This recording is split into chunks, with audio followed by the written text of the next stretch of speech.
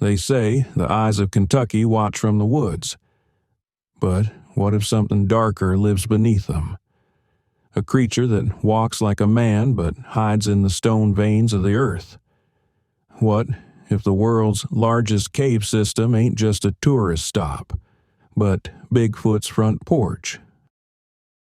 Welcome to Kentucky Melody's Scary Stories from Kentucky, where we spin yarns about ghostly haints, creepy hollers, and spine-chilling legends from deep in the hills. So grab a chair, dim them lights, and let's dig into something spooky.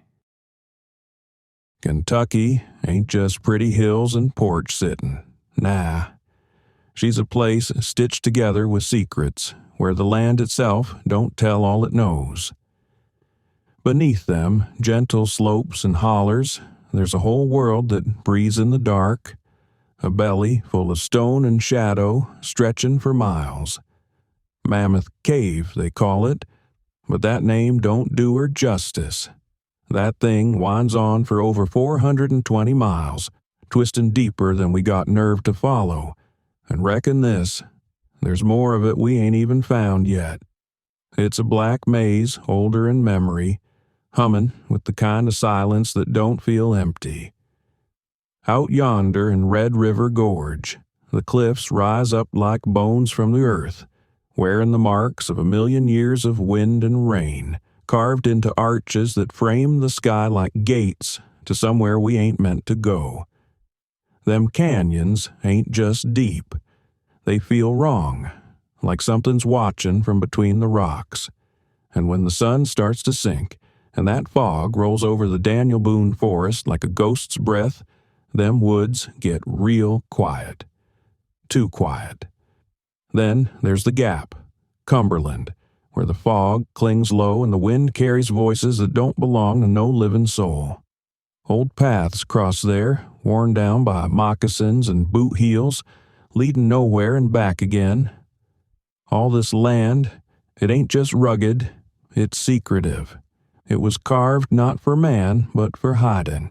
Not just from the law, not just from plain sight, but from the very eyes of science itself. And deep down, where the sun don't reach and the ground never warms, something ancient just might be waiting. Long before anybody ever called this place Kentucky, long before fences or roads or settler feet stirred the soil, the land belonged to the ones who listened to it. The Shawnee, the Cherokee, the Chickasaw, and the Yuchi. They knew these ridges like kin, hunted these forests with reverence, and they told stories passed down like fire from one tongue to the next. But these weren't stories to make young'uns giggle. No, sir. These were warnings, wrapped in whispers and shadows. They spoke of something big, something not quite man, not quite beast, a great, hairy figure that walked upright, taller than any warrior, with eyes that glowed in the firelight. They said it came in the night, taking food right out of cookpots, leaving tracks bigger than a bear's, and howling through the valleys, a sound so mournful it'd freeze a man's blood right in his veins. And when brave souls gave chase, hoping to catch or kill it, the thing would vanish, slip into the earth itself, swallowed by some cave that weren't there before, or so they said. The Cherokee called him Tsul'kalu, the sloping-shouldered one, a wild man of the deep woods, older than language and stronger than 10 men. But he weren't just a myth to them. He was a force, a creature you gave respect to, same as a storm or a sickness. And them stories, they weren't for entertainment. They were spoken with urgency, told round fires and whispered through tears. You didn't go into the woods after dark. You didn't follow the sounds of laughing children when you knew none was near. And by God, you never, ever whistled near a cave, 'cause if you did, it might just whistle back. Back in the 1800s, before folks had a name for what they were seeing, they just called them wild men of the hills. Big, hairy things that didn't belong to the world they knew. They'd come down off the ridgelines just as the sun dipped low, always silent, always watching. And now, over a century later, them stories ain't just hanging on. They're piling up thicker than fog in a holler. Out in Harlan County, folks still speak in hushed tones about a massive coal-black creature, taller than a barn door, slipping through the trees like smoke. No sound, no trail, just there one second and gone the next. Closer to Cumberland Falls, hunters have heard deep, guttural growls rolling through the trees like thunder with teeth, shaking their rifles and rattling their nerves. One fella near Pulaski County said he was hunting at dawn when he got that feeling, like eyes were burning into his back. He turned and saw something squatting low between the trees, eyes red as embers, locked onto him, and they never blinked. Not once. He left them woods with his hands shaking and his arrows untouched. Thing is, these ain't campfire tales from old men with whiskey breath. These are stories from solid folks, loggers, veterans, preachers, even lawmen. And there's one thing that ties every single one together. They all happen near caves, every damn time. Now, listen. If Bigfoot's real, and I ain't saying he ain't, then he'd have to be smarter than your average critter. Smart enough to stay out of sight all these years.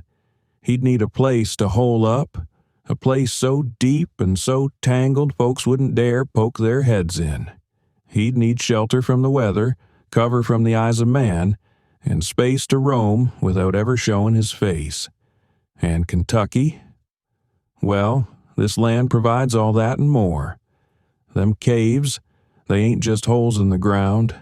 They're veins running beneath the state, dark and endless, twisting through limestone and sandstone like a root system built for ghosts. Underground rivers cut through 'em. The air stays cool no matter the season, and half the entrances are swallowed up by thickets and moss, tucked under ledges where no one's looking. You ain't going to stumble across 'em unless the land wants you to. Some folks say these ain't just dens, they're highways carved by time and water, connecting Mammoth Cave to Red River Gorge, on through to Carter Caves and God knows where else. A creature could travel for miles beneath our feet, never once stepping into the daylight. And here's where it gets real unsettling. There's folks who believe Bigfoot don't roam all year round. They think he sleeps, like a bear curled up for winter, tucked away in some damp limestone pocket, breathing slow, waiting for the cold to pass. Then, come spring, he stirs, steps out under the full moon, and the stories start up all over again. Makes you wonder, don't it? What else is breathing down there in the dark? Eyewitnesses, good folks, mind you, not drunkards or tall-tale spinners, they all paint the same picture, whether it's from the mountains of Harlan or the valleys near Moorhead. They say it's a thing you ain't likely to forget once you lay eyes on it. Stands tall, real tall, 7 to 10 feet, easy, broad-shouldered and thick through the chest like it was carved out of raw muscle and gristle, hair hanging down in thick mats, black as coal or sometimes a rust red like dried blood in moonlight. Its arms, long enough to brush the tops of brush with its knuckles, swinging low like a man that's lost the need to stand proper. And its neck ain't got one. Head just sits there, pressed down between them hunched-up shoulders like something that was meant to stay crouched, but learn to stand. They say it don't move like us. It don't stumble or stomp.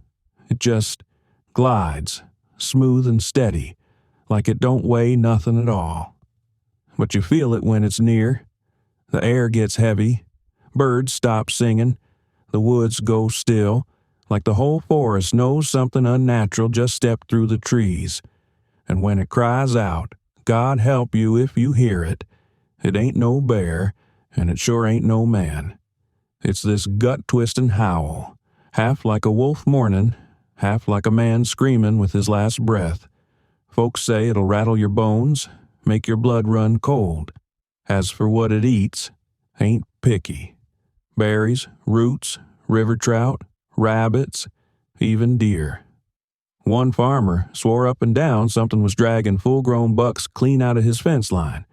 Bones found cracked like kindling, stripped clean but not chewed. And here's the part most folks don't want to believe. There might be more than one.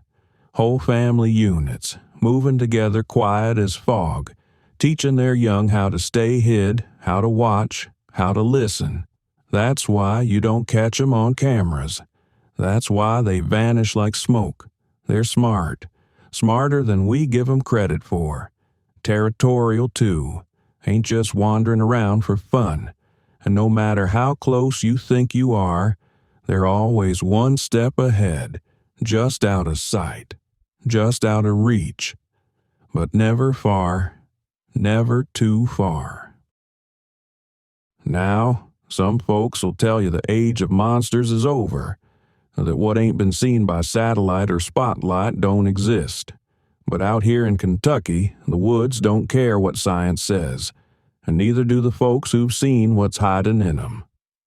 Back in the fall of 2009 over in Logan County, an old man, pushed 80 years if he was a day, stepped out into his backyard one evening.